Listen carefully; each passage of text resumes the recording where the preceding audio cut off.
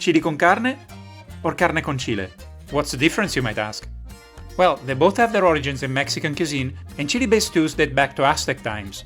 However, chili con carne, the most well-known worldwide, is mainly a Tex-Mex dish, while carne con chile colorado, that's the full name, is Mexican, and arguably the closest to the dish that originated both. So let's have a look at the American version first. I'm going to finely dice an onion, then half a carrot, half a celery stick, and 1 bell pepper. I'm also going to blend 3 tomatoes.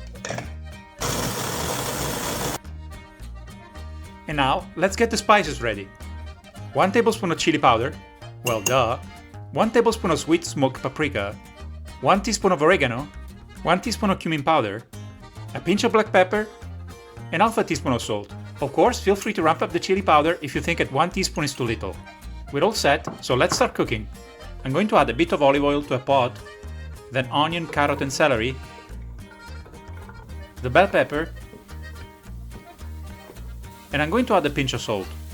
I'm going to saute them for 5 minutes. Then I'm going to add a crushed garlic clove,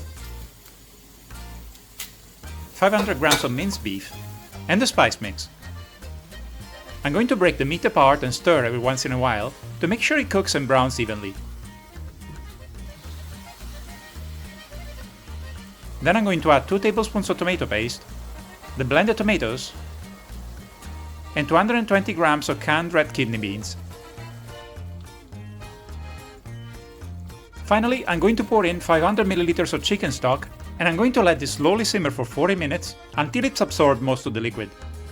If you want, you can thicken the sauce with a cornstarch slurry, that is 1 tablespoon of cornstarch in half a glass of water, but I think it's going to be fine as it is. I'll top it with some grated cheddar, but you can use sour cream of salsa if you prefer. As an accompaniment, tortilla chips, rice, or both. You can have your own homemade chili ready in about an hour, and it's so enjoyable. I love it with tortilla chips. And now, the Mexican version, carne con chile colorado. I will start by removing seeds and pith from 6 dried guajillo peppers and 1 ancho chili. Other than online or in Mexican delis, you can find either guajillo or ancho chili in some supermarket chains, at least here in the UK. And you can use only one if you can't find the other. I will transfer them to a saucepan with an onion.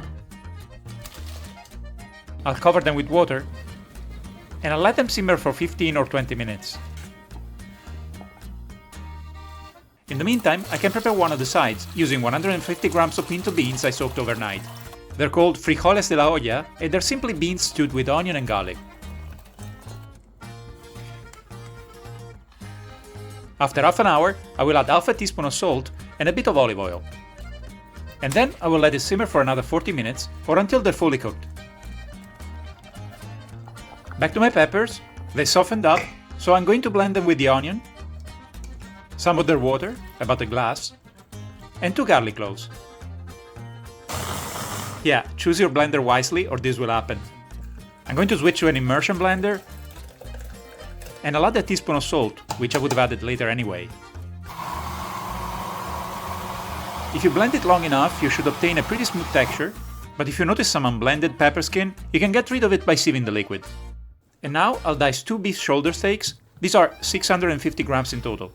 For Chile Colorado, pork actually seems to be a more popular choice than beef, but I chose beef so that I wouldn't be comparing apples and oranges, so to speak. I'll season the meat with a pinch of salt and black pepper, and I'll coat it well in a tablespoon of flour. Then I'll add some olive oil to a casserole dish, I'll throw in the beef, and I'll fry it on medium to low heat until brown. As I said, I believe that this is the closest to the original chili dish because it doesn't use tomatoes and it's typically served with rice, beans and tortillas, pretty much like it used to be in the 19th century. The main difference is that at the time, it was often made with tasajo, beef that was dried and salted. The meat has browned, so I will add the blended peppers, 250 milliliters of chicken stock, 1 teaspoon of oregano, 1 teaspoon of cumin, and 1 bay leaf. Now I'll cover it and let it simmer for a bit less than an hour and a half, stirring every now and then just to make sure it doesn't stick to the bottom. Towards the end, I'll also check for salt in case I need to add more. In the meantime, I'll prepare some arroz rojo, literally red rice. I'll rinse 100 grams of jasmine rice, I'll chop half an onion, and I'll mince a garlic clove. Now, I'll fry the rice in vegetable oil for a couple of minutes, similar to what I would do for risotto, but without obtaining a cream because part of the starch was removed when I washed the rice. Then I'll add the onion, and half a teaspoon of cumin powder. I'll keep frying for a couple of minutes until the onion softens. Then I'll add the garlic, and 100 milliliters of passata. I'll keep cooking and stirring for another minute or so. Then I'll add a pinch of salt, 250 milliliters of chicken stock, and 1 fresh chili. At this point, I can cover it with a lid and let it simmer for 15 minutes, always on low heat. And everything is ready to serve.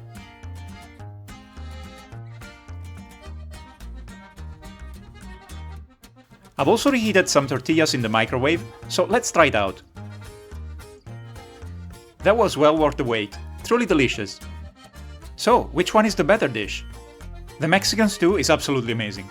It's so flavorful and tender, and definitely better than chili con carne on its own. Nevertheless, I feel that the Tex-Mex dish is better as a whole because the beans are cooked with the meat and the spices and absorb a lot more flavor that way. Of course, the American dish is also much easier to make, its ingredients are easier to find, and it's fun to enjoy with tortilla chips. My girlfriend, on the other hand, thinks that the Mexican dish is superior anyway for its deep and unique flavor, and that of course the rice is very good too. Anyway, I can't wait to make both of them again. What's your favorite chili dish? Let me know in the comments. And if you enjoyed this video, please consider giving it a thumbs up and subscribing. It's free and it would truly help my channel. So, where are we going next?